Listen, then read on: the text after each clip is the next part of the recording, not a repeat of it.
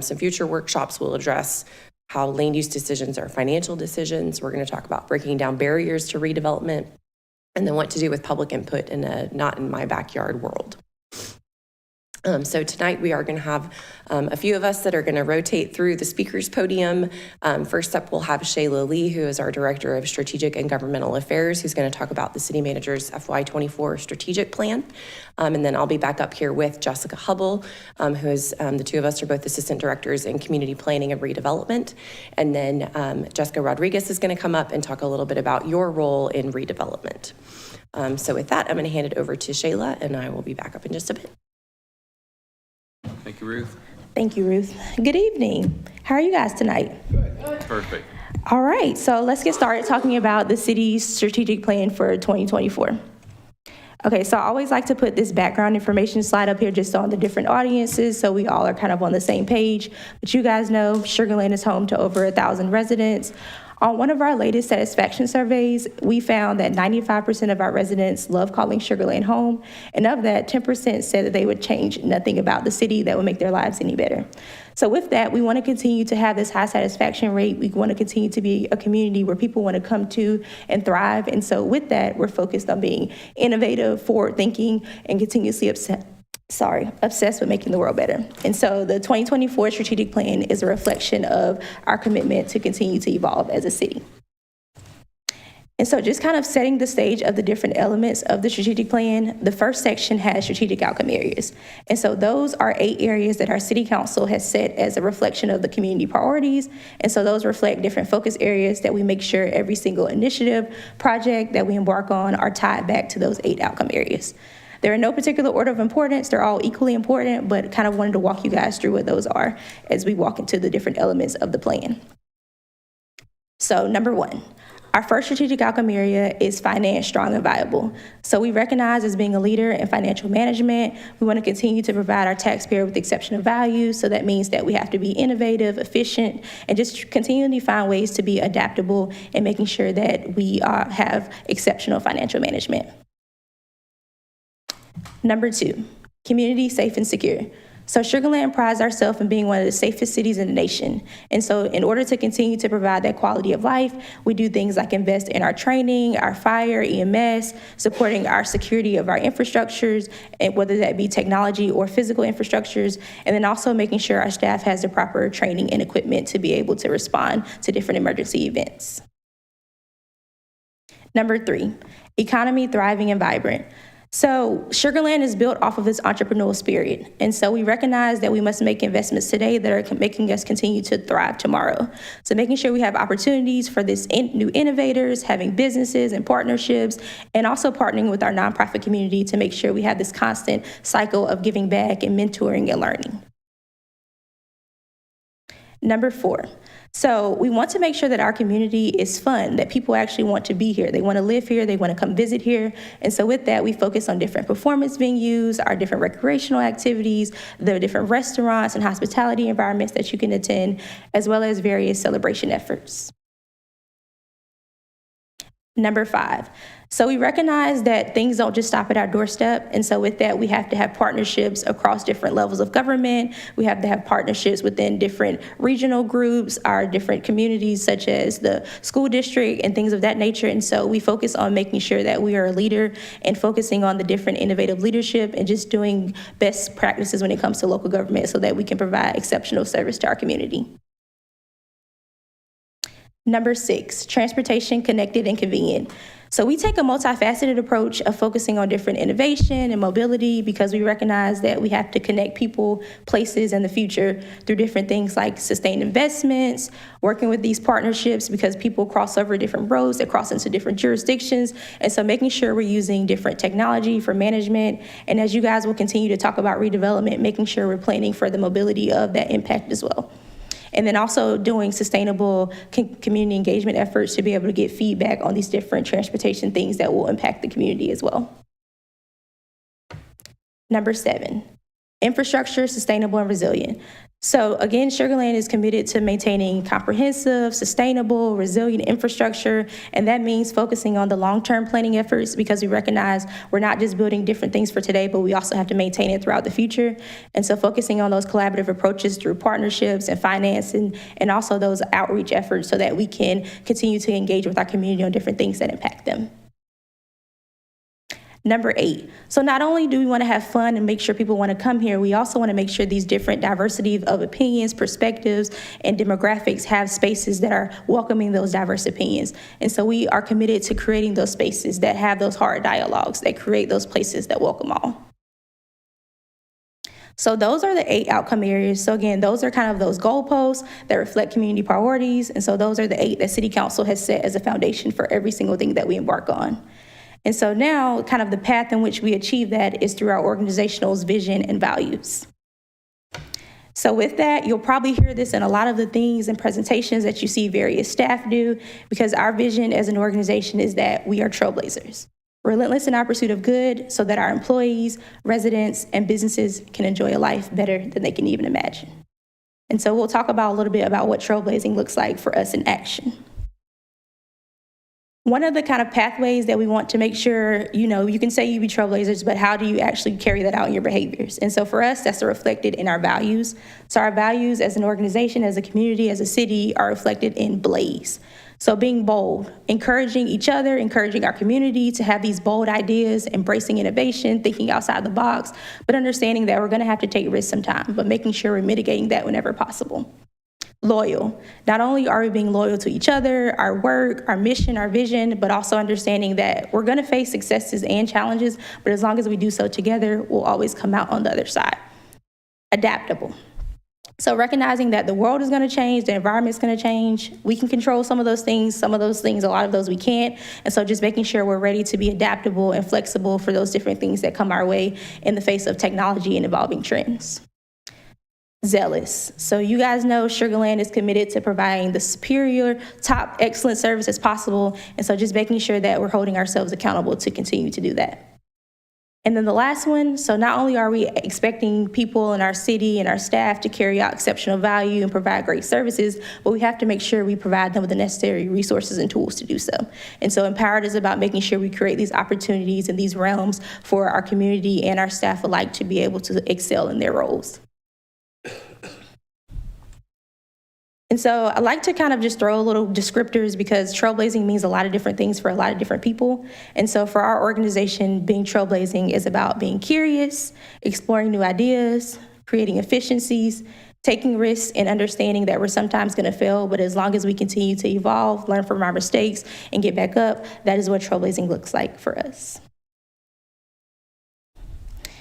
And so with that, so we have the strategic outcome areas, those are the goalposts, we have the vision and values, our path to achieve it. And with that, we have to focus our efforts on very specific areas because if everything's a priority, nothing's a priority.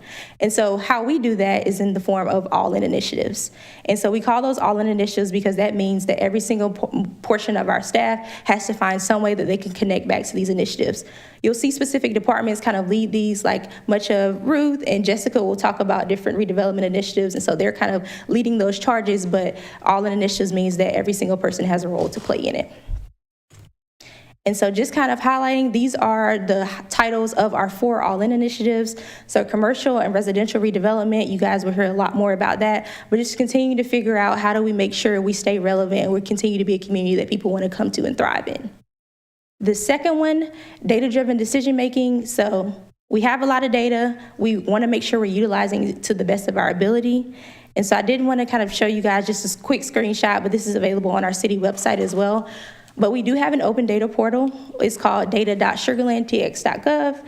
And so on this website, anybody in the community is able to see different data sets, different departments are able to post kind of metrics and how we're making sure our city is investing in the data collection and making sure we're making the best decisions for our community. And so that's available and we're continuously updating that as well. The third one, prioritizing future capital investments. And so making sure we're using community surveys, other feedback, assessments, master planning, and making sure we figure out what are those next future capital investment projects that we should be focused on. And then the last one is more internally focused, but I do like to throw that out there just so you guys know that as we talk about the services that we're going to provide for the community, we recognize that first we need to be able to invest in our staff so that they can be able to carry out those different things. So with that, just kind of a summary again of all the elements of it. Strategic outcome areas are those goalposts. The vision and values are the path to achieve it. The all-in initiatives are those priorities and efforts that we focus on. And the performance is how we hold ourselves accountable. And so the full strategic plan is available on the city's website under vision and values. And it also kind of talks about the different metrics that we'll be tracking these priorities against as well. And so with that, I'll open it up for any questions. Questions for Shayla? I got a question for you. Thank you. It looks awesome. How do you measure this, and when do you plan to? You talked about measuring it. Plan's a great plan, but what are your KPIs and how do you measure that? So if you go to the Open Data Portal, there is a connection that says Sugar Land Performance, and that ties directly to the different all-in initiatives. And so some of the KPIs for, I'll say, like the data decision making, that one will focus on, okay, what are the top projects that have came out in the last year? What data has been impactful to that? What different data sets and inventories are we building within our community? How often are we updating different portal sites? And so those are kind of some of the measures there. And then we have for organizational culture, how many projects and training programs do we have for our staff? And so we're tracking all of that through the portal as well. Any other questions? All right, thank you. All right, thank you guys. All right, so with all of that as the backdrop, we're going to talk more specifically about redevelopment, which is one of those all-ins. It's the top priority of our city council. So as you probably know by now, a new department was created last year to focus on this redevelopment effort. So Jessica and I are the assistant directors. We're going to be sharing some information with you about redevelopment tonight, but we have a whole team that we work with that is focusing on this effort. So these are two teams that were brought together from two different departments previously. So you knew me in my old role in planning and development services, and then Jessica and her team worked in the economic development department. And so they are economic developers. We are planners that have been brought together to really bring together our brains, our resources to focus on this most top important priority. So our mission statement as a department is to advocate for and support development and redevelopment that will sustain strong community services and a thriving quality of life. We're doing this by focusing on a number of different areas, including redevelopment planning and strategy, obviously focusing on Imperial and Lake Point being those top priority areas. We also work on public-private partnerships, more of that data-driven decision-making, revitalization programs, financial tools and incentives, and land use policies. So we're going to go through some slides. Some of this information may seem a little bit familiar, but I feel like it's helpful to hear things more than once. And so I want to talk a little bit about what is redevelopment and why does Sugar Land need to redevelop. So this is the life cycle of Sugar Land as a city. Every city has a life cycle. Every city kind of goes through this small town to some growth, kind of hit that growth peak. And then there's that point where we have to make a decision. So back in the 50s, 60s, and before that, we were that small town. And then we hit our rapid growth in kind of the 70s, 80s, 90s, where a lot of our big master plan communities were developed. Then we sort of hit that growth peak in the last 5 to 10 years where we're building out. We don't have a lot of places to go. And so now we can either go sort of the natural path, which is the path of decline, or we can be proactive and redevelop. And so the way that we do that is really influencing our economic development impact cycle. So this cycle is important to understand. It started here in Sugar Land with Imperial Sugar. So we started with those primary jobs. And then that creates a demand for housing. A lot of people will move to where their job is. And so that's what you saw here is where Imperial Sugar then started developing those houses, those neighborhoods for the people who are in those jobs. Then once people are here, then that creates a demand for retail, which you hear maybe a lot of times retail follows rooftops. So you have to have those, the people here in the houses to create the demand for the retail. And then through that, we create property taxes, sales tax, hot taxes that then can be invested into our quality of life amenities like parks and things like that, which then our quality of life, that's what draws people here. People come here for the jobs, for the quality of life, and so then that economic development impact cycle continues on. And so what we have seen in Sugar Land is we've done really well with our job growth. Over this 5-year period, we had about a 14% increase in our jobs. At the same time, we only had about 2% increase in our population. What we also see is that we have a very significant job base here in Sugar Land. We have a lot of people, almost 70,000 that come into the city to work, that come from kind of the surrounding area. And then about 40,000 people are leaving the city for their jobs. Only about 7,500 actually live and work here. Why is that? It's because we have places for people to work where those people can't necessarily live here. And the people who do live here are leaving to go to other jobs. And so why don't we have the housing? Well, as you probably know, you've probably heard us talk about this statistics. We only have about 4% of our land left that is undeveloped. That's a decrease from about 15% down to 4% in the last 15 years or so. And so there's really not many places left for us to develop new housing.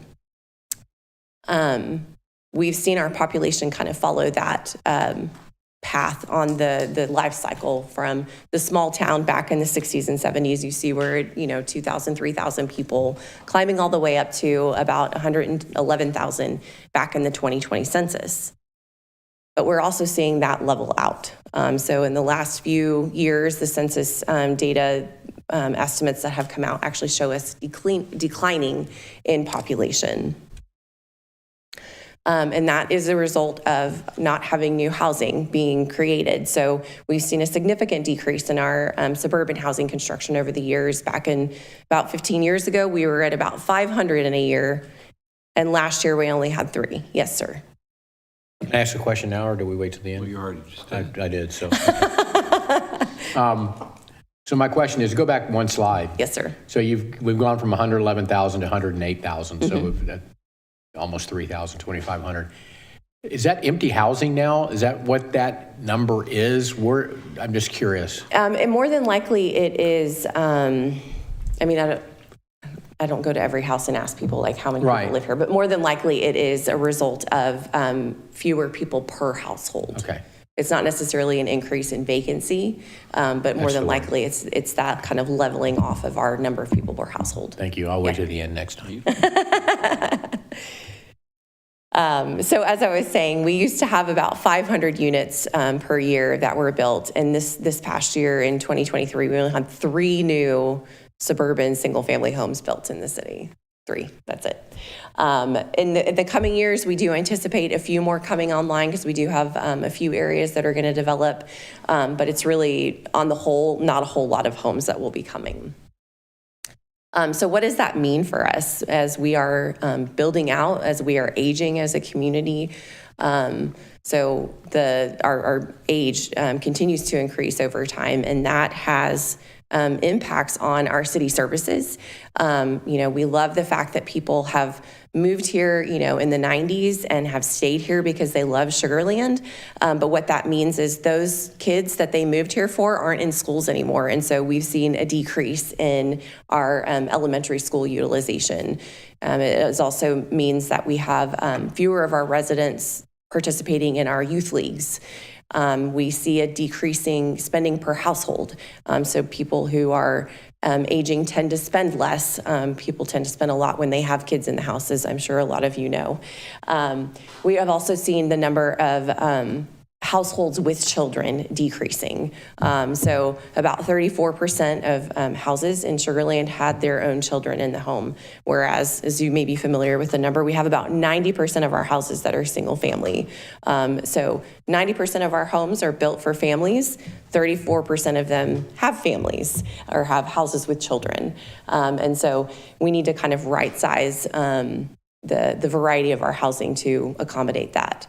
And then as Mr. Brown was mentioning that what's happening with the population there, well, it's that kind of leveling out of the persons per household. We don't see the 3 and 4, plus numbers per household as much. We're also seeing, in terms of city services, an increase in the response calls. An aging population means that more people are falling or, having issues that come along with aging. And then our senior center is also increasing in usage as a result of our aging population.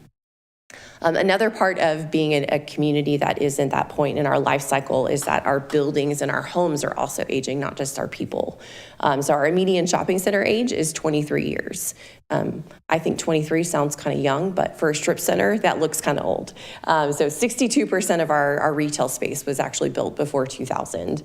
And even more than that for our homes, because the homes came first and then the retail came later. It followed those rooftops. So the median age of our homes is 28 years, and over 70% of our homes were built before 2000. So what we have here is a place where people have moved, have come, have stayed, and they love it, but maybe they want to move into a smaller home, or maybe they want just a different kind of place that we don't necessarily have a place for people to go.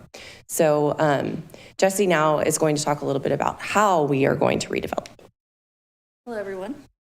So in speaking of how are we going to redevelop, I think a main question is kind of the main goal is making the highest and best use of our land, right? And so what does that mean? It's turning parking lots into better uses. And you'll see on the screen, this is a great example of that being done. On the left side, you'll see First Colony Mall. It was a sea of parking, and then the Lifestyle Center was added, which was about 25 businesses that has paid off dividends in the sales tax and property tax revenue that it's generated. So that's a perfect example of making the highest and best use of your land and reinvesting in spaces. We want to renovate and redevelop commercial to new commercial and other uses. Like Ruth said, our commercial is aging. And so what does that look like if it's kind of transformed and given a new life? Brand identity is really important to retailers. And so how can we assist with that? We need to maintain a balanced mix of land uses. We should never have more office, more industrial. We need to have a balance. A variety is key. And then looking at our infrastructure, we're aging. So our infrastructure is aging. We need to make sure that we're focusing on reinvesting in it where it makes sense, and so we get the best use out of it long term. And then working with the private developers and using private investment to help encourage this change. It's not something that the city can do or should do on its own. And then work to create more walkable spaces to get people moving around. And so, what is a city? And I think to understand where you start, you have to understand the economics of a city and how it works.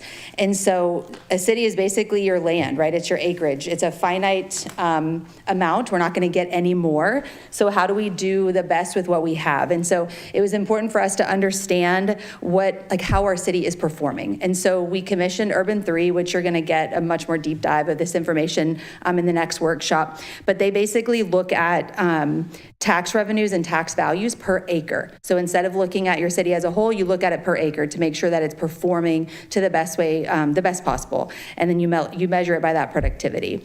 And so this data is geared to help us make informed decisions, right? Every land use decision is a financial decision. And so it helps us better arm our council and our boards when we're asking them to make a determination of that full picture. Because when you build something, it's built, right? And so another way to look at it with land production, an analogy that they use is a farmer. Like a farmer looks at their land of, yielding the crops, like crops per acre, water per acre, labor per acre.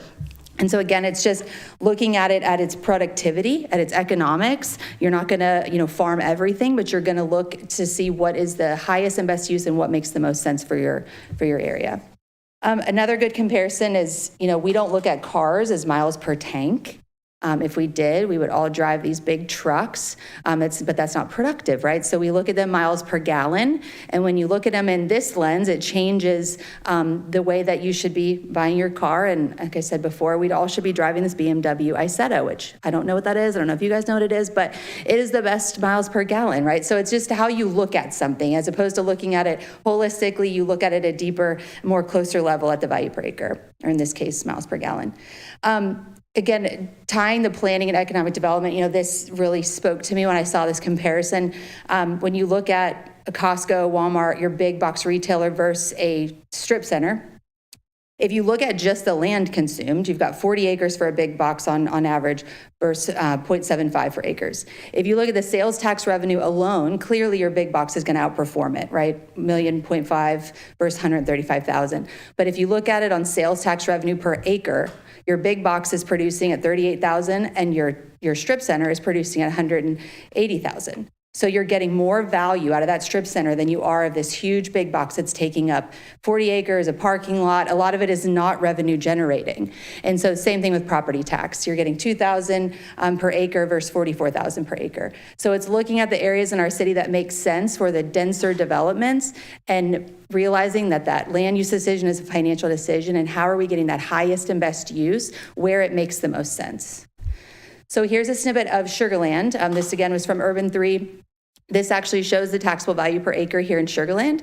As you can see, Sugar Land Town Square office outpaces everybody, and the retail. The First Colony Mall is part of that purple, but it makes sense, right? This is our densest area. This is where all the value is being created. Texas Instruments is high up there, and then a pharmaceutical company over in the business park. But what this illustrates is the places where you see the higher purple and the higher productivity, that's offsetting the cost for your lower density areas. So it's important that we continue to invest and put money and redevelop in those areas that are the high producing, because that's what helps sustain your services long term. And so here's an actual, when you look at it, you know, how it actually impacts the general fund is funded by sales tax, property tax. And so here's an actual snippet from our budget workshop that took place last week. And you'll see in the 5-year forecast, our expenditures are outpacing our revenues. We're an older city. We are not bringing in much more new revenue in terms of housing or development. So what does this mean for us, right? We have to make intentional decisions about how we're going to move forward. We have to find efficiencies. We've got to make sure that we are developing and putting resources where it counts. And so when you talk about expenditures, Are you taking questions now, or yes. do you want them held to the end? We can take it now, that's fine. Yeah, so my question, go back one slide for me, is you're looking at the highest and best use where you're Yes. getting the big, not only do you have to put your money there, but you have to grow that footprint, right? You have to grow it, yes. So that, are you going to address that, or is that? Well, I think it's just Because part you of. can't look at it in a silo, excuse me. No, you definitely can't. And I think the key here, and again, they'll go into it a lot more next week or the next session too. But yeah, you definitely want to look where your purple is and grow it. So when we say, take this area, for example, the mall is right up there as a high performer. How do we further enhance this? And that's what you did with the addition of the. The lifestyle center, yeah, exactly. And so how do we make this more walkable? How do we work with these property owners to transform some of the parking lots that may not be as needed into better uses? Again, putting your investment into where it's already happening and working, that's the goal, is that you further strengthen these areas of purple. Thank you. Yeah. Follow-on questions. I was writing my questions down. Yeah. But mine, I had one sort of along those lines in this same area. So in the town square office space, obviously that pulls in, a lot of taxable value. Yep. But what is the experience right now with people moving out because it is too expensive to have there, and actually moving maybe even out of Sugar Land or on the outsides of Sugar Land? Because I know of 2 businesses that I went to, and they're not in that area anymore. Do you mean office or retail or both? It was office. Office. Well, I think office is hard right now. Office it's definitely a volatile market, to say the least. We're actually doing really well in Sugar Land compared to the industry. And we will continue to see people come and go, but the goal is, again, reinvesting in this area to attract people here. A lot of what brings people to the mixed use office environment is the retail that it has, the parks and placemaking. Mm-hmm. And so while business development side really does focus on how to retain, I think we're really focused on those intentional investments and changes that we can try to make now to attract what's coming in the future. How do we set our city up now for what's coming in 20, 30, 40 years? Because when something's built, it's built, right? We're not going to bulldoze stuff. And so we're trying to focus on what we need to do now to make this more attracting, to keep bringing that interest here.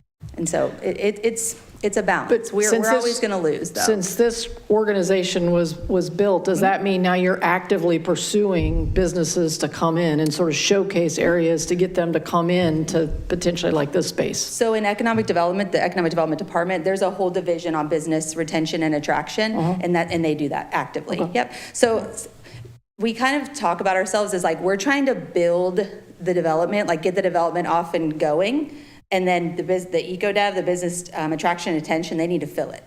So we need to create the spaces that people want to come and reinvest and get the places off the ground, and then it's their job to fill it. But we work together. We share an office, so we definitely talk. I just want one more question, since you were talking about the taxes per acre. When you do that, and you do that a calculation across Sugar Land, I know Sugar Land has a lot of parks, and it's probably a higher percentage of parks than most cities. Would that then have a negative impact on parks? Because I don't think we get a lot of taxes on No, parks. and he'll talk about that in the presentation you see from Urban 3. There's no, because we asked that question too. Yeah. Is there a balance we should have between non-taxable land versus taxable land? And there's really not. It's what's right for your city. I mean, our city prides itself on our parks. We put a lot of investment into our parks, and there's nothing wrong with that. Like, nothing was done wrong there. It's just in the areas that you have the opportunity is making it count and making intentional decisions to make sure that you're getting the value in those other places so you can maintain those parks and those services that you're offering your residents. So no, having the amount of parks that we have, it's not a bad thing, not at all. All right, thanks. But if there's ever an opportunity at a park, because you see parks now, they're getting, some are adding food and bev services, some are adding other amenities. Again, it's when those opportunities come to the table, it's evaluating them. Like, does it make sense for your city? Maybe it does, maybe it doesn't. But it's trying to make us look at a different lens, right? What is the highest and best use? What's the right decision for our city? Jessica, I have a Yeah. question. The thing that I have a hard time wrapping my mind around is we always refer to town center and the mall as you know, kind of a shining example of things that we should strive for. But don't we reach not all developments can be this, right? And so I'm curious, like, how should we be thinking about maybe saturation or getting more, I mean, by this account, looks like we need more pharma and self-storage, right? Like, and so like workhorses versus show horses, and then back to the previous, it's like, how do, not everything can be shiny, 100%. right? And so I know you're probably gonna say it needs to be a balance, and that all makes sense, but when you have something like this outperforming everything else, how much of the thinking is trying to recreate something that clearly outperforms everything else? And is that thinking warranted, considering that not everything can be what we have here? Yeah, no, So and I think that's a fair lot there, question. but- I think that's a fair question, and I think it's something that we talk about a lot. When I continue to go through, you'll see, you know, the key areas, right, are Imperial, Lake Point, and then the prison site, the Century Unit. We own that land. I think we all know that we don't need 3 town squares by any means. They all need to have their own identity. They all need to be able to perform on their own. And so that's, I hate to use the word balance, but that's kind of the balance that we have to have in those discussions when they're being visioned out with the developer when we're at the table is there is going to be some competition. There's no doubt about that. But like Lake Point, for example, it should be much higher, more likely on the residential side than the commercial side. It should not be a replica of this. It should have its own identity and be able to stand on its own.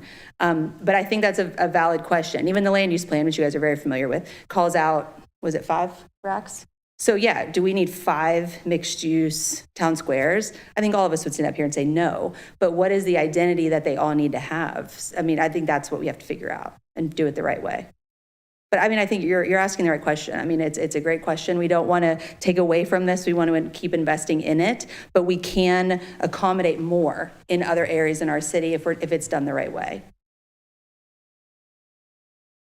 So when we talk about expenditures starting to outpace revenues, that's where we have to look at trade-offs, right? So you can't have stable services and low taxes without more density, right? You can't have low taxes and low density and not have service cuts. and stable services with low density, you might see higher taxes, right? So again, making intentional decisions now about how we increase these revenues to right-size our revenues and expenditures will help with these trade-off discussions and where we're willing to give. And then I joked earlier, you know, the stable services, low taxes, low density, it doesn't exist, right? That's the Truman Show that we all want to live in, but we have to, you know, something's got to give. And so again, just looking at this monetarily, this is another snippet of a budget impact. So you see the revenues, about 103 million, 110 million on the expenditures, so it's outpacing. If you take these three target areas in our city, so Central Unit, which is the prison site, and just for anybody who may not know, this was originally purchased by the city with the thought being an extension of the business park. Our business park is at capacity, so the thought here is that this would be an extension of that. And then the Lake Point redevelopment, which you're very familiar with, is same as Imperial. So we asked Urban 3 to forecast this out to highest and best use. And so they look at areas around the country and do their math. And by influencing 2% of our land, you make up a $10 million deficit in sales tax and revenue. And so you plug that back into our budget and you're starting to chip away at that balance. So again, where are the places in our city that it makes the most sense to build the density and to build that value to help bring that revenue back in, which is what we need. Because if we don't, we're not attracting more people, right? And so that's sales tax, that's property tax. So we have to think of different ways to go about doing this in the right way. And so some other major projects and focus areas, like I said, you know, we're working on Imperial, Lake Point, but also something that you guys would likely see or hear about in the future, hopefully, are small area plans. So taking Imperial, for example, you know, that was a master plan community. People bought into that community. It's changed a lot over the years. Ownership has changed. But with a small area plan, we can actually initiate engagement with the local, like the current residents. What do they want to see there? What does that area, how is it going to best serve them and actually bring them to the table? And it looks at mobility and a lot of different facets, and then that can be tied into the land use plan and comprehensive plan. But it would still, these plans would focus on those regional activity centers and the neighborhood ones that were called out in the land use plan, but give a more closer look, a more detailed look, and actually work with the community to do so. And then for those of you who may not be aware, we have the Great Homes program. This is the residential reinvestment program. We're closing out year 2 here, but we've seen a lot of great feedback with this. Again, our housing is older, a lot of single family homes, where we have a lot of competition with Richmond and Rosenberg and Fulshire. And so what's gonna make somebody choose Sugar Land when they can go buy a different, you know, a newer house somewhere else? And so this was our attempt to try to encourage residential reinvestment.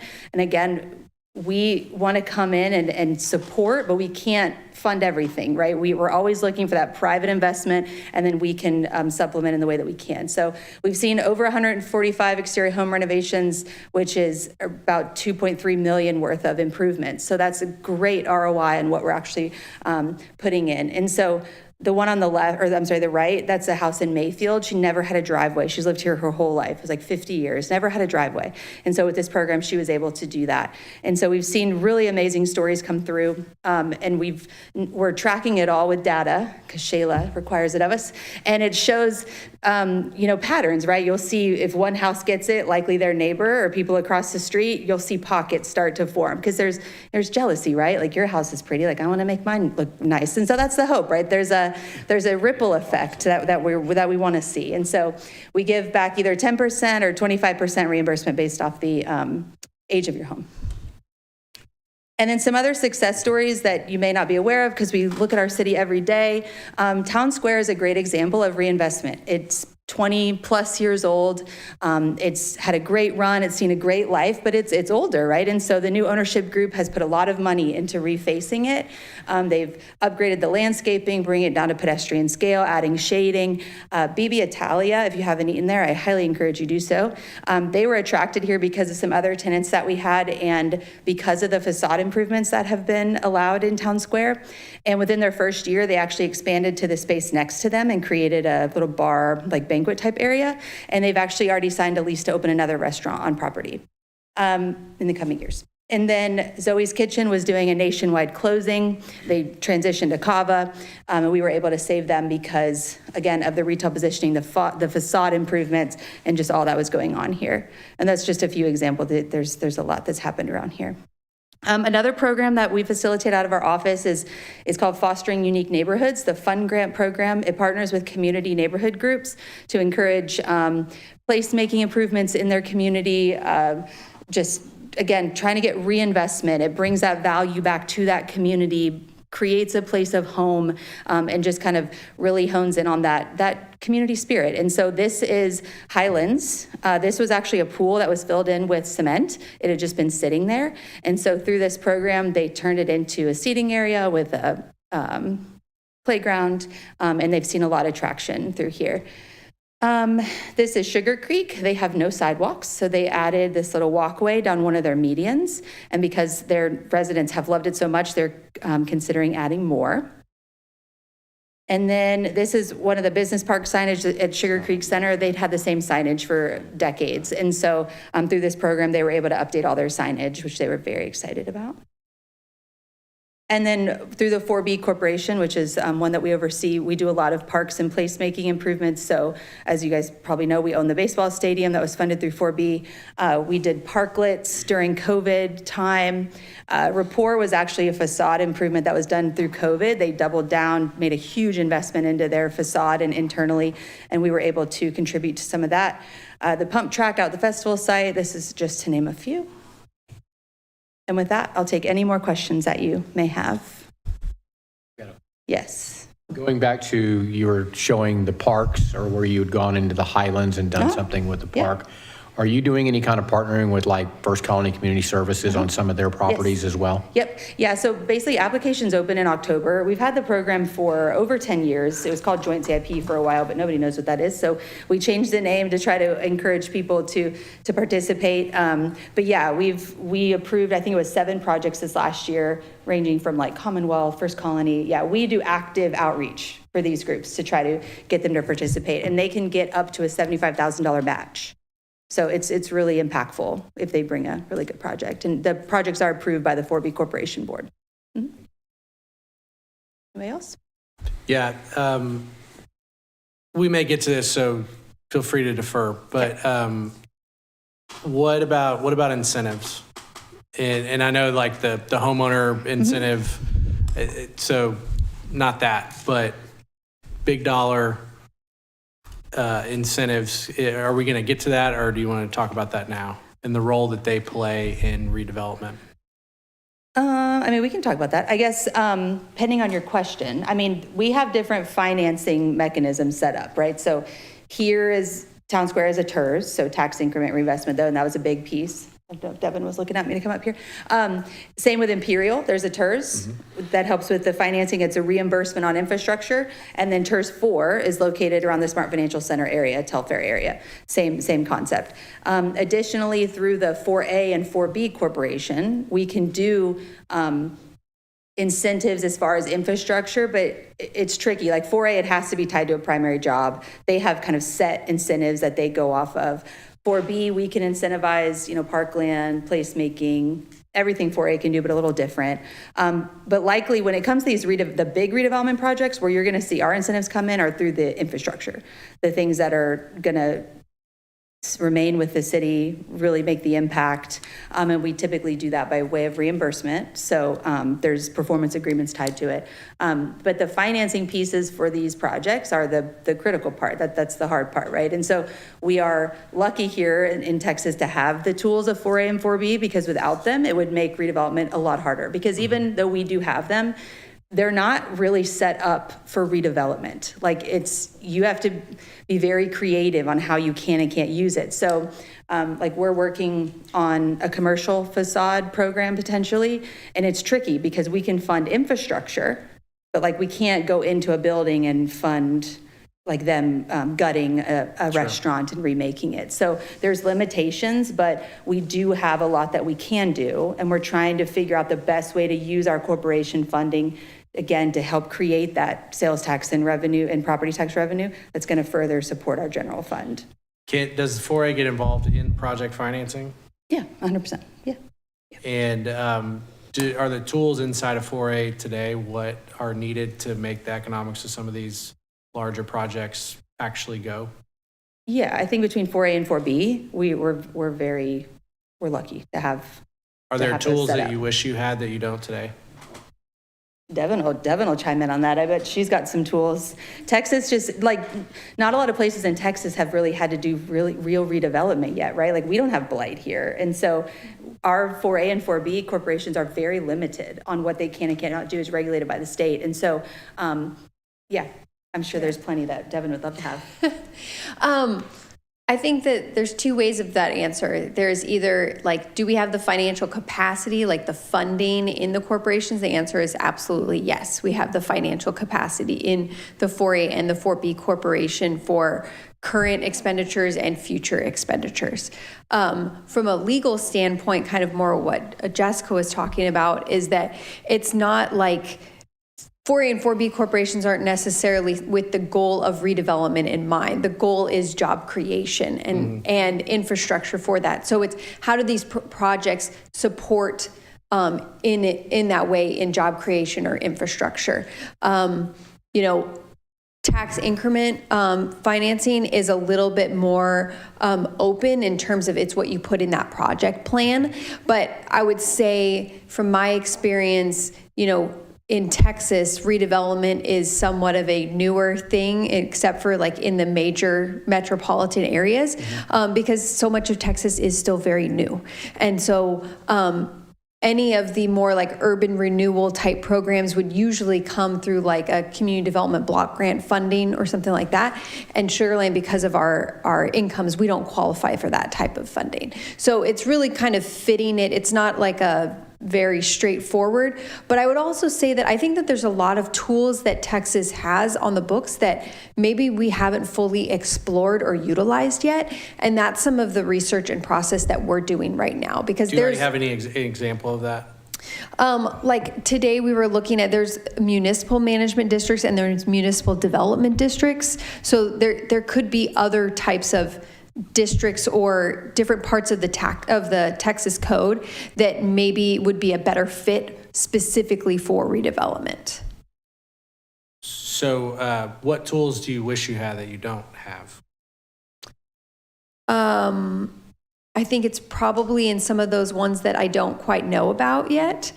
I would also say that there's, when it comes to our TERSs, TERS 1 is pretty much done. TERS 3 is very structured in what it can be used for because of the agreements that we committed to in terms of development agreements and stuff like that.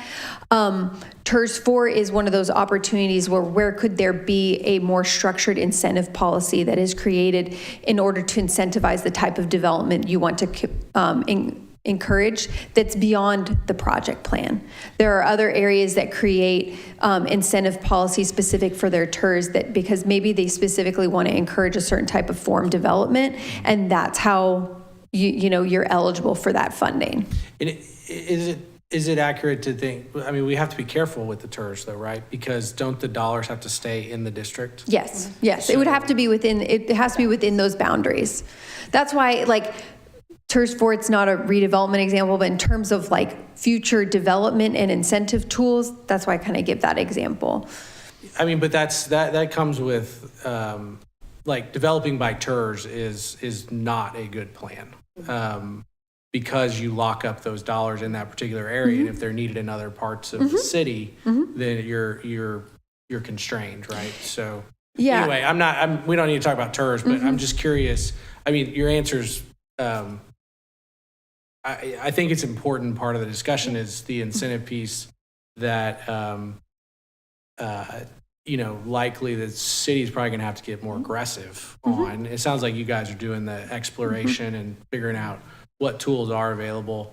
At some point, though, the plussing up the way in which we approach project financing and being willing to get directly involved is, which I know we do through 4A, but anyway, it's just it's a very tricky discussion, and I suspect one that we're going to have as a community pretty quickly. Anybody else? Yeah, on the Sugar Creek Yes. walking paths, can you talk about who all was involved in that? The POA or the HOA, I don't know the specific names. Robin, I believe, is our main contact.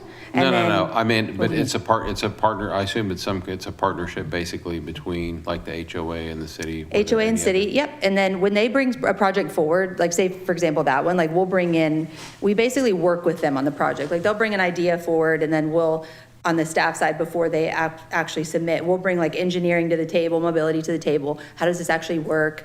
And then we take it to the board for full approval. So yeah, it's vetted through our team and then other city staff. So like another example is, I think it was First Colony, they added bike lanes.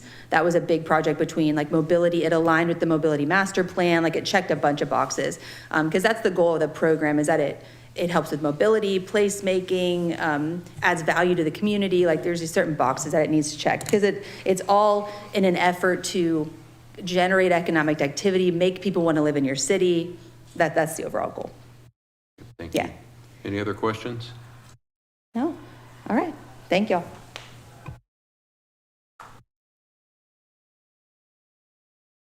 Our unscheduled speaker. Gosh, hi, I'm Jessica.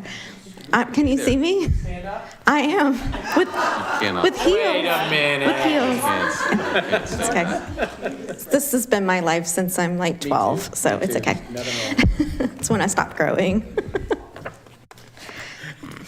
So hi, I'm Jessica. Good to see you this evening, Commission. So I'm here to just bring in, the rear of the whole talk on redevelopment. There are, quite a few things in the last 2 years through 2023 and this year, the early part of 2024, that you've already been going through these items for redevelopment. One of the first things that you went through with these incremental changes is the alcohol overlay zoning district. That is with First Colony Mall, and that Jessica Hubble mentioned as part of that lifestyle redevelopment. That enabled us to have Little Woodrow's come here. And in the month between July 1st and August 1st, they had approximately over 22,000 visitors from that data. So that's the impact that we're talking about with those dollars that Jessica was talking about.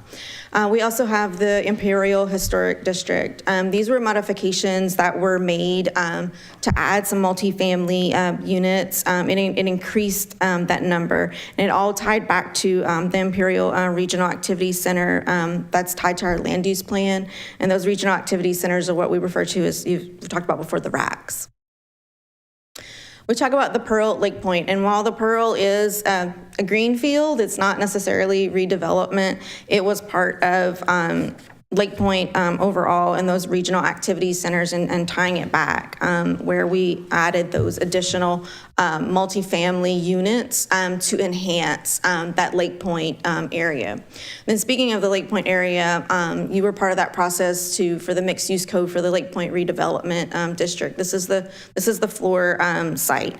With this mixed use code, we obviously put in a lot of residential, some commercial uses. It was specifically with the residential for the middle housing, what you've often heard about, the housing that Ruth alluded to in her presentation and Jessica talked about also. We also had a lot of that connectivity with the pedestrian realms that were added in there. Other incremental changes that you've seen before you was just standardizing our conditional use permits, so CUPs. That was data-driven decisions by looking through the last few years and years of compiled data of what were the things that were still coming up as conditions.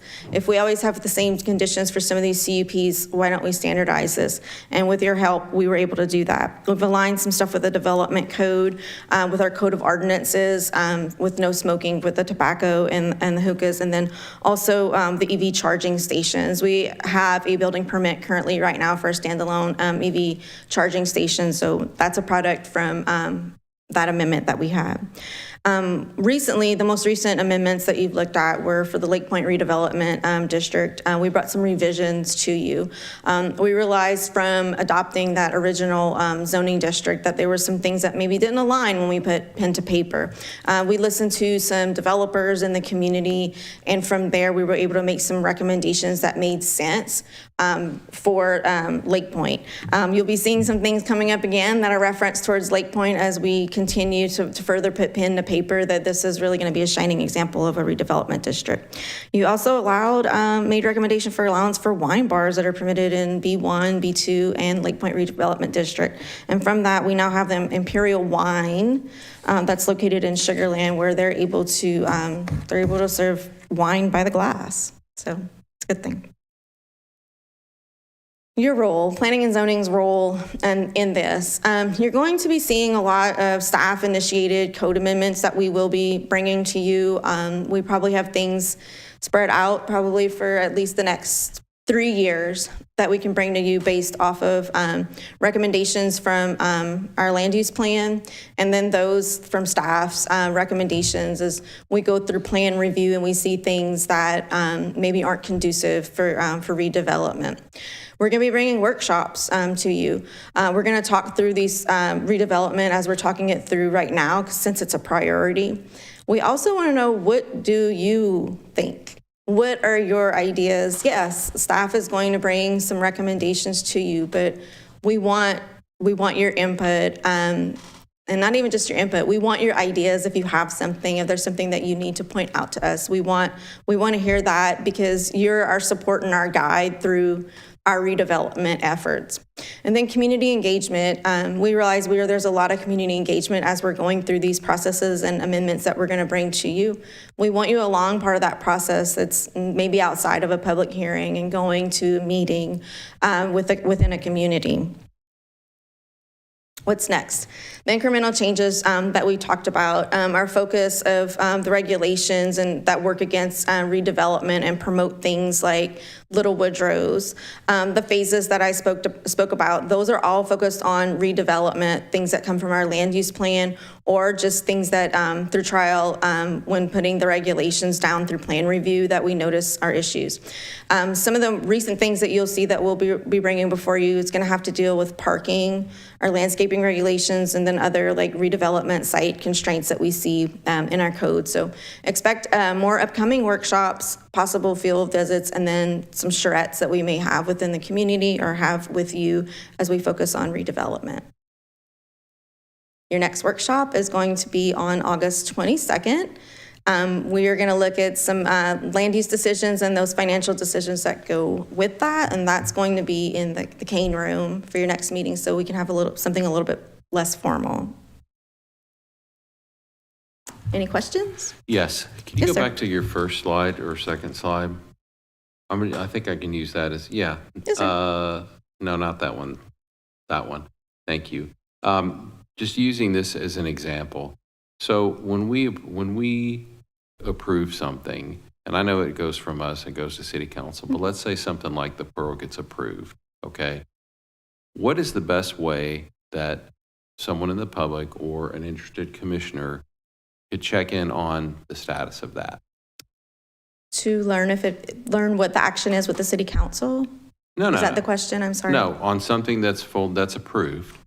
If someone knows, okay, P&Z approved Pearl Lake Point on this such and such date, city council approved it. So yes, I understand your It's question. like a year later, and someone says, what's going on with the Pearl at Lake Point?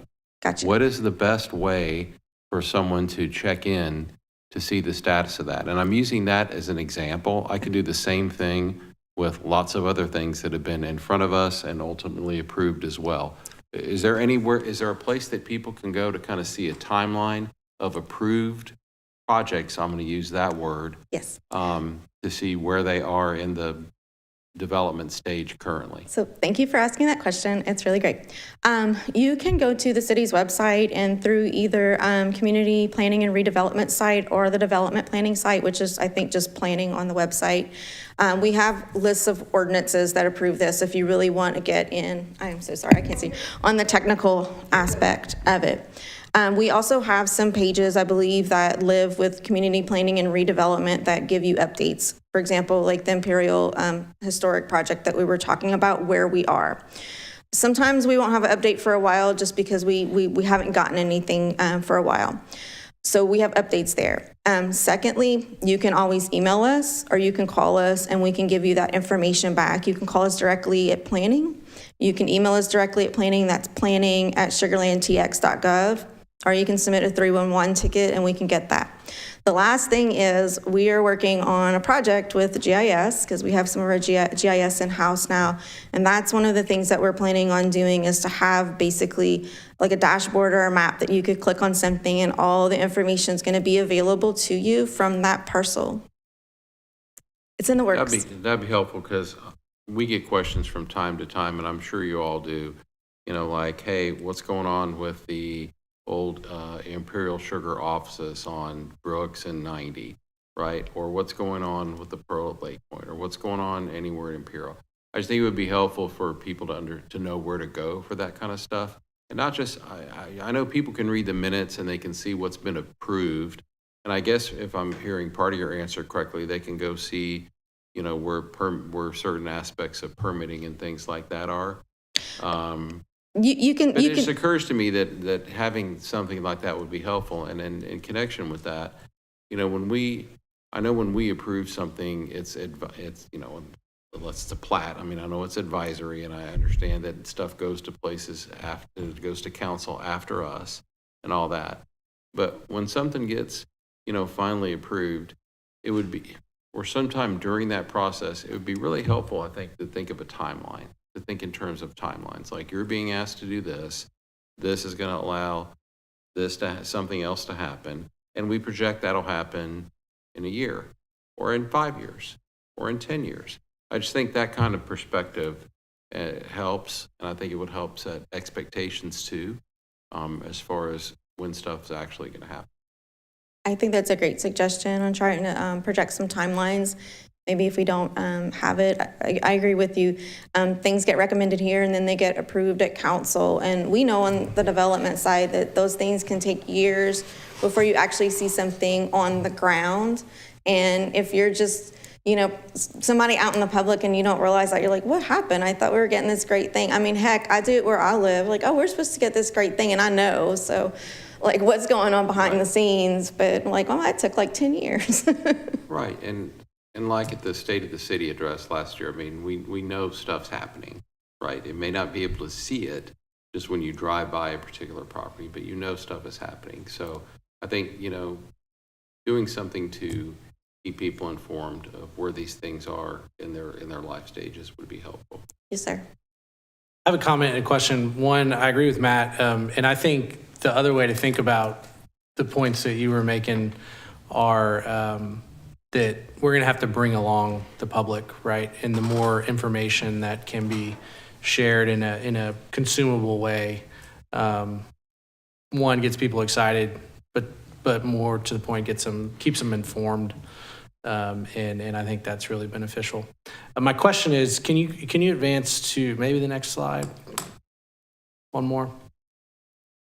So I'm curious here. We know what the commission's role was in what I'll call the PD era, right? Like where we were developed through plan development agreements that we weighed in on where the ingress and egress was going to be, and you know, all of the things, right?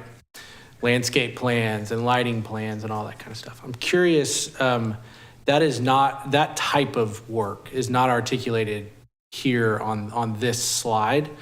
Can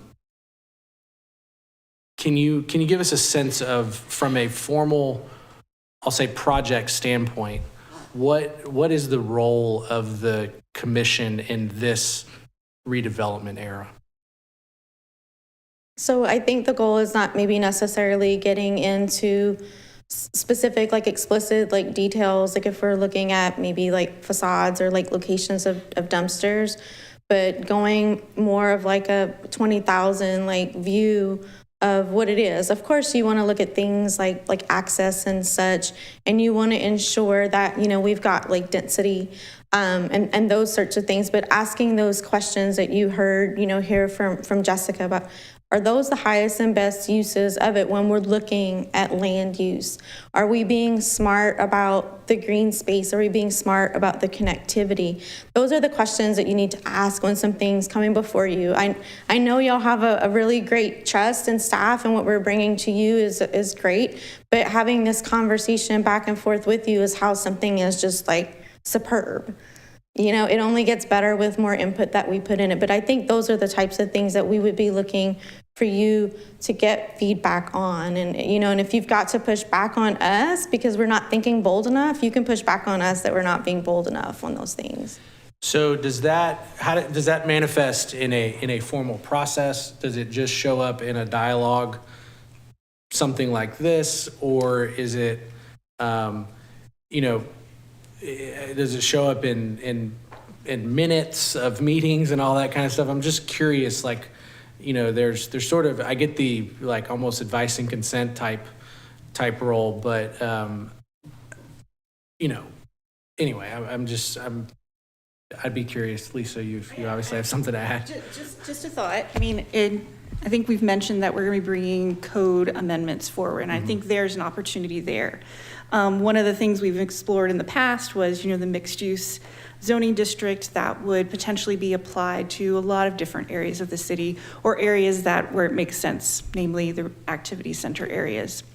You know, we took a different path and focused more specifically on Lake Point and creating a district for that area. But I think maybe, you know, as we look at some of the other areas, whether it's creating specialized districts, mixed-use districts for those areas, or we revisit kind of the concept of having a standard mixed-use district, that is, I think, an opportunity where we are putting all of those regulations, we're putting those in the standards, and that way they can be applied when projects do come forward. So I think that's where we would be looking to your guidance, to your expertise, to your visionary thoughts on how those standards can be the best that they can be to guide development in those areas. Would it be fair to characterize this discussion as the commission very much moving away from specific project orientation and input toward more of a visioning body? Potentially. I think there's still opportunities where there may be very specific things that you will be asked to weigh in on. Just like with the Lake Point redevelopment district, there is I think we called it a concept plan, help me. Okay, yes, concept plan, so that is specific to that area. Whether that is something that is utilized in other activity centers or just other types of applications is to be determined, I think. But that is an example, you know, where we would focus in on a specific area. Frankly, we still have PDs. PDs are still an opportunity or an option within the development code, but probably over time we will be pulling back in terms of how many times that type of zoning district is applied and used. I'll ask you to do your best developer impression. Does that make the city more attractive to developers from the standpoint of, you know, you're not going to come before the commission and end up with, you know, an extra X number of dollars worth of you know, masonry around a dumpster, right? So something like that. Yeah. Is that, I'm curious if that's like, obviously this is all intentional, but is it to kind of put the open for business sign on the city after decades of us having a reputation, whether fair or not, as being onerous to develop in? I'm curious your thoughts on that. Yeah, I mean, I think we're obviously in a different stage in our life cycle, so that has to be taken into consideration. And I think something, you know, that we've heard with engaging with the development community, and we will continue to do that as we go through code amendments and so forth, or as other projects come forward, obviously. Time is money to them, to everybody, honestly, but to them, they were very clear about that. And so to the degree that they can have those standards up front. They know the playbook, so to speak. They have a clear understanding of the type of development, the quality of development that this city is demanding and looking for. They know that up front. They can decide whether or not they can meet that expectation, or if not, maybe this isn't the place for them to develop, and we get the best quality in the end. So yeah, definitely something to put out there, to tout, and that we are trying our best to make sure that we're sustainable for the long term. All right, I will stop there, but I'll probably have some more questions. No, great questions. No, appreciate it. This is the purpose of the workshop. Yeah, so along those lines, I was also thinking, so we're very much involved in the development of the development of the Lake Point redevelopment zoning district and the requirements. And my thought was, because I know we switched from this now to going to the different areas, that the commission would then be involved in looking how this was applied and sort of learning from that. So there might be pitfalls, things that didn't work or things that worked really well. And that part of our role would then be, as we go to another area where we would be looking to potentially put, another mixed-use zoning, district in place, that then we would be involved in that. Yes. Correct. Because that would be something that, again, would be documented, housed in the development code. And so, yes, you have a direct role in reviewing, making recommendations on to city council. So, yes. So from that standpoint, and it goes along with, getting information on something that's been approved, it's not like, I think that for me anyway, from a commissioner standpoint, yeah, it's great to go out and get the updates, from what you're describing to the public. But I think as we go forward, it would be good to get, sort of the underlying, this really didn't, something that you wouldn't really communicate out on the broadband, the true learnings, so that we can then approve as we go forward. Absolutely, and I think we're already doing that, and so we're definitely open to that. I mean, you've already seen us bring forward amendments to the Lake Point redevelopment district, in pretty short order after it was approved, and we're already, I think, identifying some additional things that will probably need to be tweaked and refined, and it's all with the attempt of just trying to be as clear, as transparent, as straightforward, and again, having those standards in place that are yielding the type of development that we want. Thanks. Any other questions? I think that was it. Yeah. We're done. You have more, but that's it for city staff on that. Nothing? Any other questions for any staff on that? Thank you all for your presentations. They're very informative and helpful to this committee, and thank you for all the work that went into them and preparing them. Some of that stuff we've seen before and some of it's new to us, but I think it's all helpful, and it's all good to get a reset on some of that. And it's also good for, I think, the commission to have an understanding of what's coming down the pike, and get as much advance notice of that stuff as possible so that we can read it and comment meaningfully on it. Item 5A, Planning and Zoning Commission liaison reports. Do we have anyone here that was at either of the 3 July meetings? I was here. Go. Yeah, so I was here for July 2nd, July 16, and July 23rd. The only items that would really kind of pertain in a way toward what P&Z does was there was an item on the consent agenda continuing the Great Homes effort that occurred. And then just honorable mention was this way the city stepped up and looked at some pay items for the city of Sugar Land to keep the best here. So I thought that was worth mentioning tonight. So that's it. And I had the August 6th meeting. I don't believe there were any items pertinent to P&Z. I want to congratulate your dad on his retirement. And there was a ceremony for the new municipal judge. And there was a fascinating discussion of the necessity of traffic circles on Soldiers Field, which I enjoyed. Although as P&Z, I don't think we really have a dog in that hunt at this moment in time. And that's it for that meeting. Item 5B, city staff report.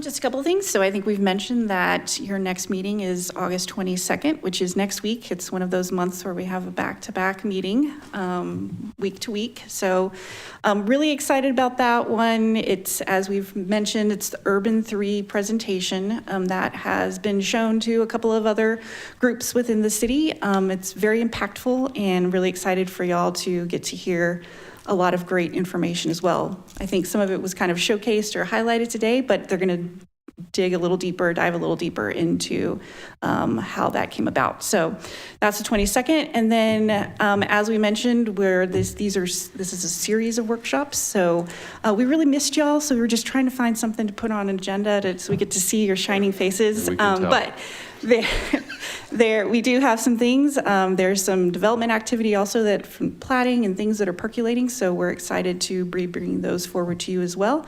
And we do anticipate before, or as part of those plat presentations, we'll do a little refresher on platting. It's been a while, been a minute since we've had some plats. So we'll provide a little refresher on that process as well. So look forward to seeing you in the next couple of months. Thank you. Any other business? Got a motion to adjourn by Commissioner Brown, a second by Commissioner Landine. That passes. We are adjourned. Thanks, everyone. Good night.